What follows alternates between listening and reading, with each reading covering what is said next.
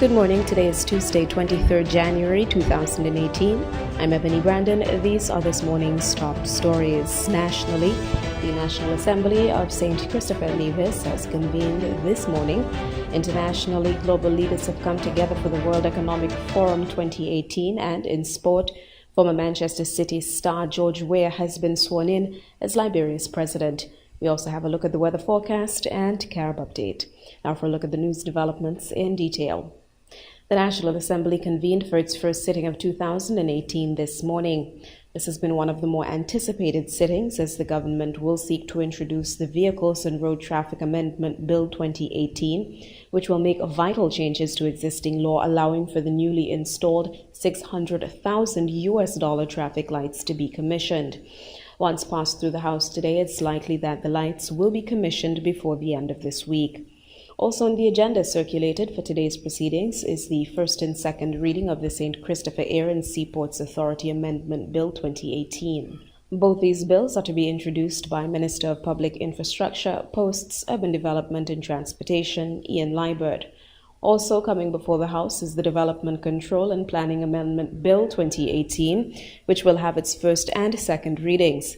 This will be introduced by Minister of Finance, Sustainable Development, National Security, People Empowerment and Constituency Empowerment, Prime Minister Dr. Timothy Harris.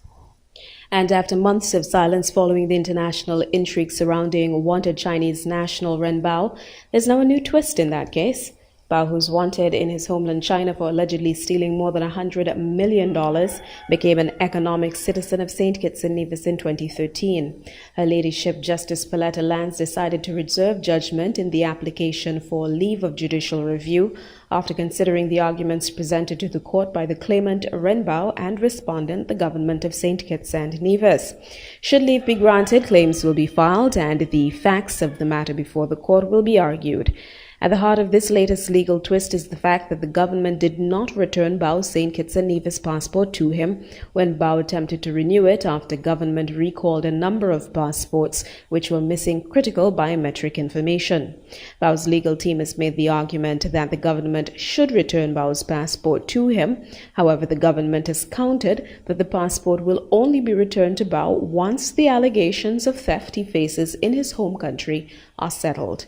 Ren Bao became an internationally wanted man in 2014 after international police issued what's known as a red notice. A red notice is an Interpol request for law enforcement in partner countries to locate and provisionally arrest a person of interest where extradition to another country is being sought. It is not, however, an international arrest warrant. And in international developments this morning, politicians and business leaders from across the globe are gathering in the Swiss Alps for the annual World Economic Forum. At the center of this year's summit is the debate over the growing gap between the rich and poor. United States President Donald Trump's attendance has raised eyebrows as his agenda is out of place at the event. Jonah Hall has details. The rising economies of Asia, new leadership in Africa, nationalism versus internationalist values, Donald J. Trump versus much of the world. This year's World Economic Forum annual meeting in the Swiss ski resort of Davos offers as wide a perspective on the global economy as any in recent years. Some things don't change: the falling snow, the delegates shuffling through it, CEOs, NGOs, influencers and disruptors, including 70 heads of state and government. The security bristles, snipers, soldiers and checkpoints at a time of heightened threat. Special attention this year is reserved for Donald Trump, whose closing address on Friday is the meeting's most anticipated moment. Protests have already taken place nearby. Trump is the first US president to visit Davos in 18 years, and one who stands apparently opposed to the Davos ethos of globalism with his America First policy of economic nationalism. I think we should be surprised, and Davos is always a place where we look for surprises, and I hope it will be a positive surprise. So you're expecting him to be rather more conciliatory rather than his feisty self? I think the fact that he is coming to Davos is already a message in itself. Trump's inauguration, that so dominated as the snow fell on Davos last year, feels like a long time ago. Now, an upswing in the global economy has lifted the mood of many, but they'll be asking themselves here, is it sustainable? NGOs will again warn that global growth can only go up if inequality comes down. The world's 8 richest people, they say, hold the same amount of wealth as the poorest 4 billion. This year's meeting will urge CEOs to improve their company's contribution to society. That's the sort of focus Davos isn't best known for. And in sport this morning, flanked by former President Ellen Sirleaf and his Jamaican wife, Claire Weah, former world football star George Weah has been sworn in as the 24th president of Liberia. It is the first peaceful democratic transfer of power in the West African country in more than 7 decades. He's taking over a country with weak education, poor health services, and a struggling economy, but has promised to improve the lives of all Liberians. Ahmed Idris reports. From the same football pitch that propelled him to global fame, George Weah took the oath as president of Liberia. The national flag was lowered as former President Ellen Johnson Sirleaf made way for the new presidency.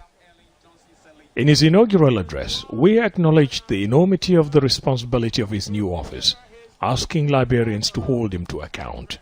My greatest contribution to this country as president will not last in the eloquence of my speeches, but will definitely lie in the quality of the decision that I will make over the next 6 years to advance the lives of poor Liberians. He also asked his countrymen and women to do their part. The mood is electric, but already some of his strong support base, mainly the unskilled and unemployed, are beginning to sound impatient and want to see immediate results. The most important thing here now is to create more jobs. Create jobs for the youth, the jobless youth, and to create a vocational institution to add more value to the youth. We have a lot of uneducated people in this country. George Weah may not be as politically experienced as his predecessors, but he's got a lot of goodwill. What he does with us in the next 6 years may and may not set him apart from previous leaders. But many say the next 6 months will determine which direction he will take Liberia and its citizens. Analysts say that is a period when he needs to be decisive. Because Mr. Weah himself has been branded as inexperienced, he needs to put his best foot forward. He needs a strong Minister of Finance that can send a message to the local and international economic players that Liberia is capable of doing business. The ceremony to usher in the George Weah era was long and colorful. Many will be watching closely now to see if he can replicate the success he achieved on the soccer pitches of Europe as leader and president of his country. And now we have a look at this morning's weather forecast. Across St. Kitts and Nevis today, we can expect partly sunny to sometimes locally cloudy conditions with a moderate chance of showers. Tonight will be partly cloudy with a moderate chance of brief overnight showers. Seas are moderate to locally rough with heights of between 1.5 to 2.1 meters or 5 to 7 feet. Small craft operators and sea bathers should continue to exercise caution. Winds are east to east-northeasterly with average wind speeds of between 12 to 16 miles per hour.